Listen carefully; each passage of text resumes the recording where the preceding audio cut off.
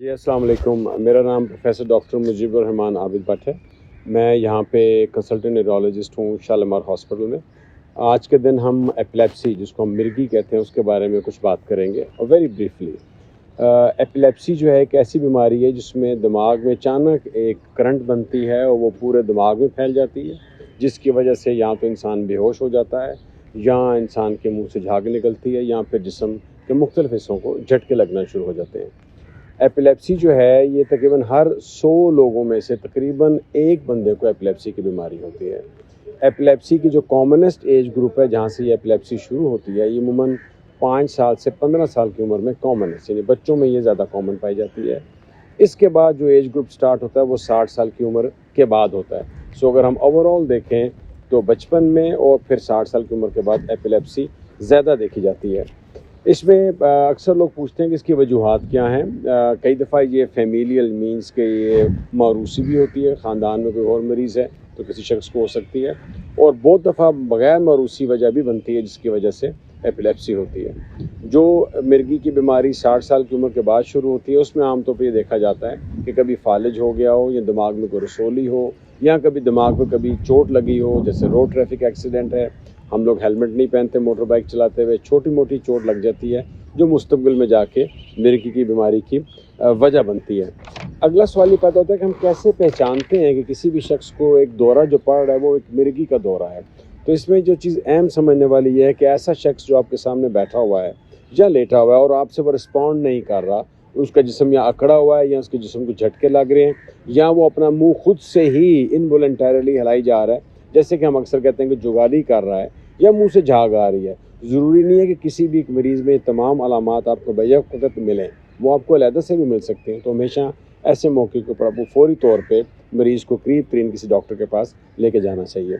एक बात याद रखिए, ये चीज़ बहुत कॉमनली देखी जाती है कि किसी बंदे को मिर्गी का दौरा पड़ रहा हो तो कई लोग उसको जूती सूंघाते हैं, कई लोग उसकी अगर ज़ुबान दांतों के बीच में आ जाए तो मुँह में कपड़ा डाल के या हाथ डाल के ज़ुबान को बचाने की कोशिश करते हैं ताकि मुँह से खून ना निकले।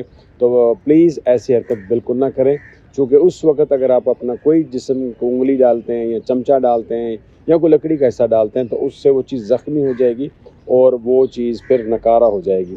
सो ऐसे मौके पे बेस्ट तरीका ये है कि मरीज़ को दाएँ या बाएँ तरफ करवट दे के लटा दें और फिर अगले 1-2 मिनट में उसको जिस्म को नरम या हल्का पड़ने या ठंडा पड़ने का इंतज़ार करें, उसके बाद अस्पताल ले आएँ।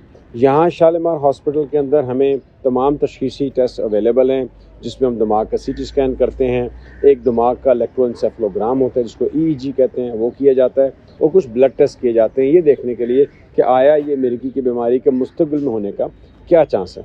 एक चीज़ याद रखिए कि जब भी मिर्गी की बीमारी हमने तशख़ीस कर ली तो उसके बाद हमें मरीज़ का एक इलाज शुरू करना होता है। ये इलाज कम से कम 2 साल से 4 साल तक पर मुहित होता है और उसमें मरीज़ को तंबीह की जाती है कि वो बाकायदगी से बताए हुए टाइम के मुताबिक, बताए हुए तरीके के मुताबिक दवाई इस्तेमाल करे और बाकायदगी के साथ हर 1 माह या 2 माह के बाद डॉक्टर के पास अपना चेकअप कराएं ताकि हम कामयाबी से इस इलाज को लेके जा सकें।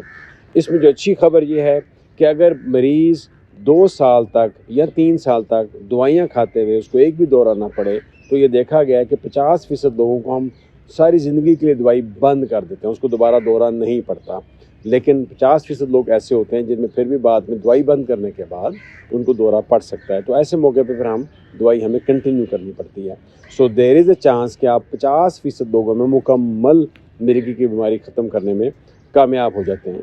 ज़ाहिर सी बात है, दवाई है, इसके साइड इफ़ेक्ट्स भी होंगे, ये चक्कर ला सकती है, दो नज़र आ सकते हैं, सर में दर्द हो सकता है, कई दफ़ा जिस्म में मादनियात का लेवल ऊपर नीचे जा सकता है जिसको हमें मॉनिटर करना होता है। इसलिए मैंने बोला कि मरीज़ को हर 1 से 2 माह के बाद अस्पताल आना चाहिए। यहाँ पे मैं बताता चलूँ मिर्गी की बीमारी और हमल, इसका क्या एसोसिएशन है। एक चीज़ याद रखिए, अगर हम 100 मरीज़ ले लें हमल वाले जिनको मिर्गी की बीमारी है तो 50% लोगों में मिर्गी उसी तरह ही बिहेव करेगी, उसी तरह ही चलेगी जैसे हमल से पहले थी।